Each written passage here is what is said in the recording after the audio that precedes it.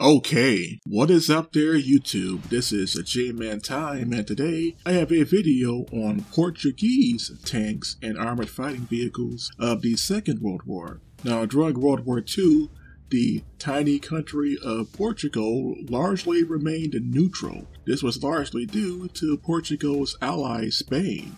Portugal did not make any moves unless its ally Spain made moves itself. As a result, since Spain remained neutral, Portugal remained neutral as well, despite Portugal and Spain both having nationalistic governments or national socialist-like governments. In the case of Portugal, the Portuguese government was led by António de Oliveira Salazar, who was the Prime Minister of Portugal at the time since 1933. He was the head of the Estado Novo party, or the New State Party, which came into power in the early 1930s. During the Second World War, Portugal only fought against one country, and that was Japan, during the Battle of East Timor in 1942. In 1942, the Imperial Japanese Army tried to annex the Portuguese territory of East Timor during their battles with the American and Dutch forces in the same region. So this was the only time the Portuguese army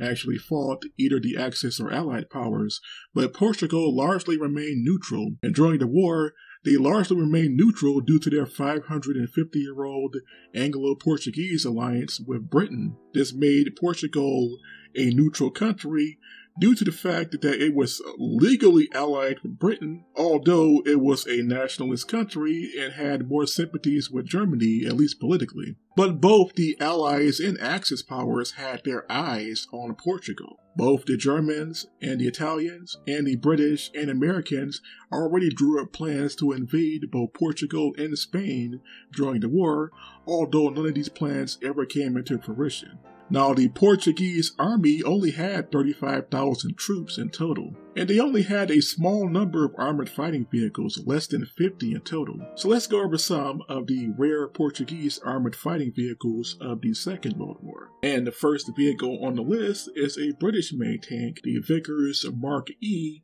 Model A and B, and these were two light tanks that were purchased from the United Kingdom in the early 1930s by the previous administration before Salazar took power. Now, the Vickers light tank Mk.IIID was developed between 1928 and 1931, and the first country to purchase this tank was the Soviet Union, as Great Britain never adopted the Vickers Mk.IIID as a tank within the British Armed Forces, so this vehicle was mostly made as an export tank. Portugal also purchased two Vickers Mk.IIID tanks, one Model A and one Model B tank. The Model A was armed with two turrets fitted with two 2.303 caliber Vickers machine guns, while the Mark B tank was armed with a 47mm 3-pounder gun, plus one 7 mm or one 3.303 caliber machine gun as secondary armament. The armor thickness was only 19 to 25 millimeters, and the tank had a speed of 35 kilometers per hour or 22 miles per hour, and it had a crew of either 3 to 4, depending on which variant. Portugal only purchased two tanks in the early 1930s. These tanks were used extensively, mostly to train the Portuguese army on the use of tanks in case Portugal were to purchase more modern tanks in the late 1930s or during the Second World War. Another tank used by the Portuguese during the years before and during the Second World War was the old British Carden-Loyd tankette from 1927. The Carden-Loyd tankette was one of the most exported tanks made by the British during the interwar years, and it was also one of the most used British export tanks of the Second World War. Portugal ordered 6 Carden-Loyd tankettes in the 1930s, and they also served during the Second World War. The Carden-Loyd tankette had a main armament of either 1.303 caliber Vickers machine gun, or the Portuguese variant could use a 7.92mm Madsen machine gun, as the Portuguese also used 8mm Madsen light machine guns imported from Denmark. The armor thickness was only 6 to 9 millimeters, and the vehicle had a speed of just 30 miles per hour or 48 kilometers per hour, and it had a crew of 2. And these tankettes served in the Portuguese army in World War II and were the smallest tanks to ever serve in the Portuguese Army military history. And the last tanks purchased by the Portuguese during the Second World War came in 1943 when the Portuguese ordered 36 British Valentine Mark II infantry support tanks. The Valentine was an infantry support tank developed by the British in 1938, and Portugal received its first Valentine tanks in 1943. The Valentine had a main armament of one 40mm 2-pounder main gun, and the armor thickness was just 8 to 65mm, and the vehicle had a speed of just 15 miles per hour or 24 kilometers per hour, and it had a crew of either 3 or 4 depending on the main armament. The Portuguese would continue to use these tanks until the early Cold War era, where they were replaced with American M4 Sherman tanks. In the 1920s, Portugal had ordered some custom-made Fiat armored cars from Italy. These were the Fiat M1926 armored cars. These were custom-made Portuguese armored cars that were constructed in Italy using the Fiat Model 1926 truck as the basis for the vehicle. The main armament was 1.303 caliber machine gun, and the armor thickness was only 6 to 10 millimeters. The vehicle had a pretty slow speed of just 18.6 miles per hour, and it had a crew of 3. Now, only about 3 to 6 of these armored cars were purchased by the Portuguese, and they were some of the first, if not the first, armored fighting vehicles in the Portuguese Army in the years before World War II. They were still in service in World War II with the Portuguese Army, and they were also used as policing vehicles by the Portuguese military police. The Portuguese also ordered some armored cars from the US, and these were the Portuguese Ford PSP armored cars, which were custom-made armored cars built in the United States and later sold to Portugal. These armored cars were built on the chassis of Ford civilian vehicles, and they were constructed in 1934. Just like the Fiat M1926, these vehicles were armed with only one .303 caliber machine gun, and the armor thickness again was only 6 to 10 millimeters, and the vehicle only had a speed of about 20 miles per hour, and a crew of 3. And only a handful of these armored cars mostly served as military policing vehicles for both the Portuguese military police, and they were also used by the regular Portuguese army.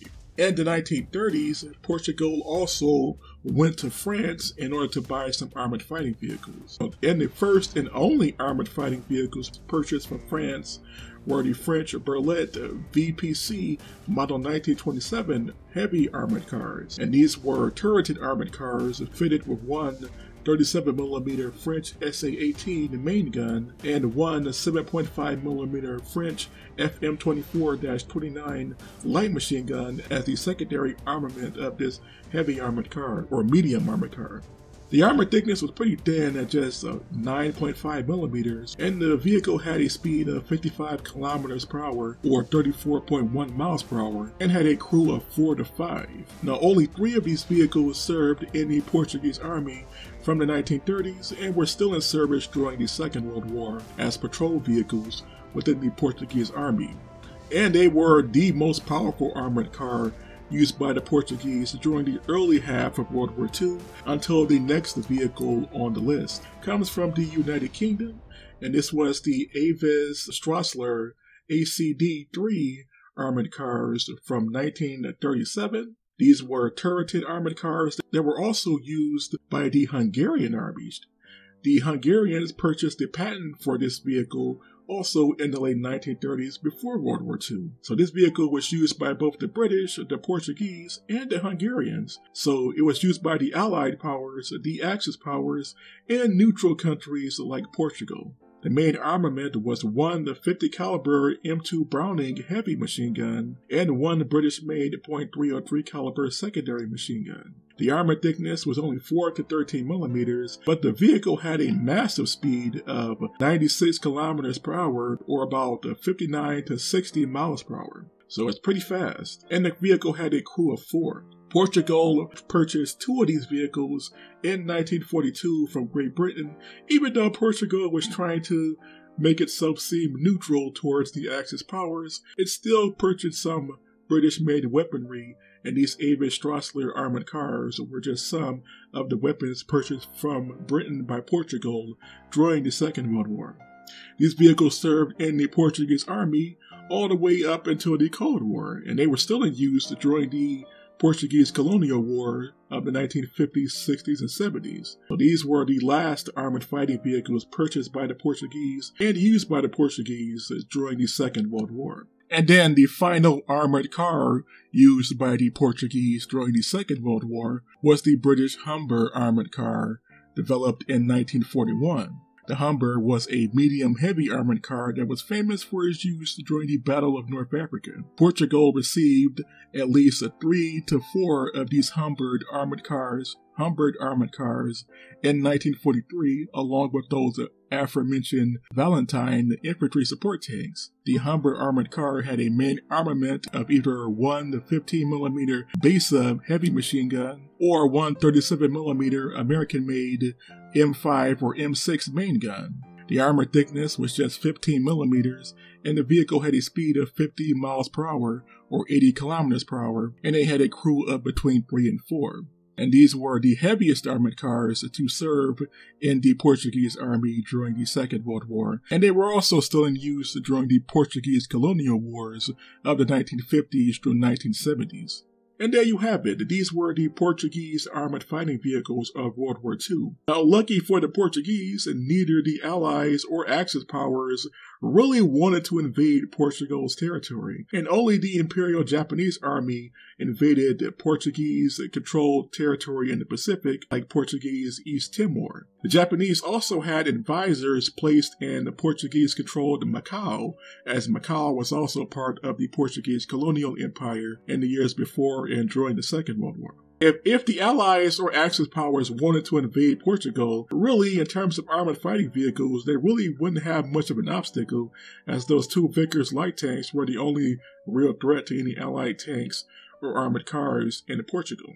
But the Portuguese at least had a token armored force during the war, as many other smaller countries didn't really have that many armored fighting vehicles at all. So what do you all think of these Portuguese armored fighting vehicles of the Second World War? Please tell me in the comment section below, and until next time, this was a J-Man Time signing off.